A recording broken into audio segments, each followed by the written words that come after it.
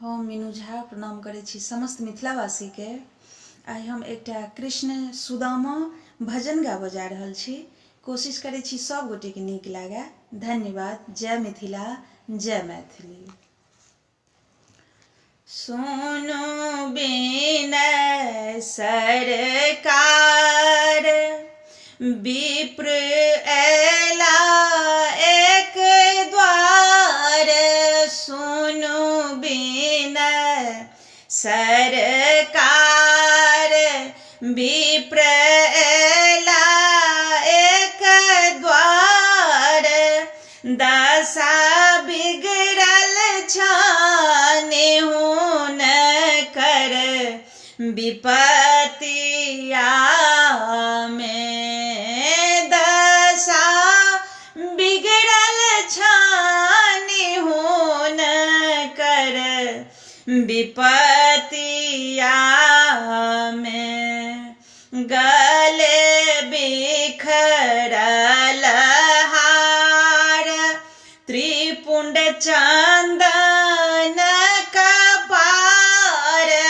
त्रिपुंड चंदन कपार, मगन देखल हुनका आहिक सुरतिया में। मगन देखल हुनका आहिक सुरतिया में।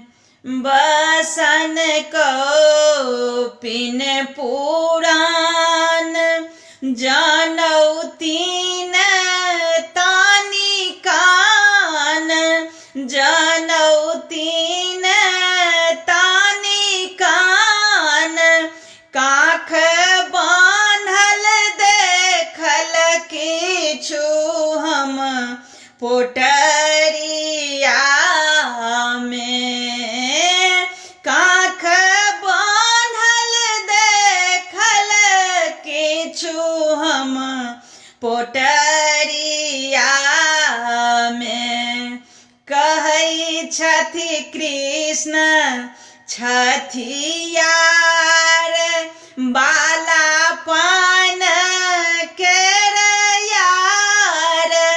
बालापन केर यार, जखन पढ़ै छलहुँ गुरु के झोपड़िया में। जखन पढ़ै छलहुँ गुरु के झोपड़िया में।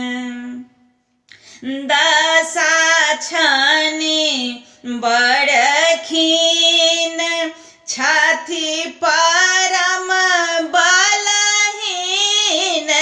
दशा छनि बड़खीन, छथि परम बलहीन। प्रभु जी ठाढ़ छथि सुदामा इयरिया में। प्रभु जी ठाढ़ छथि सुदामा इयरिया में।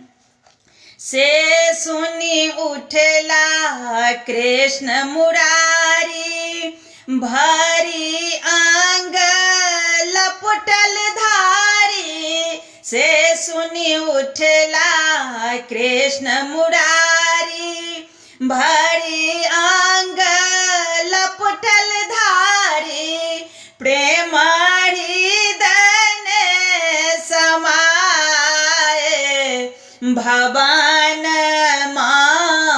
में। प्रेम हृदय समाये भवन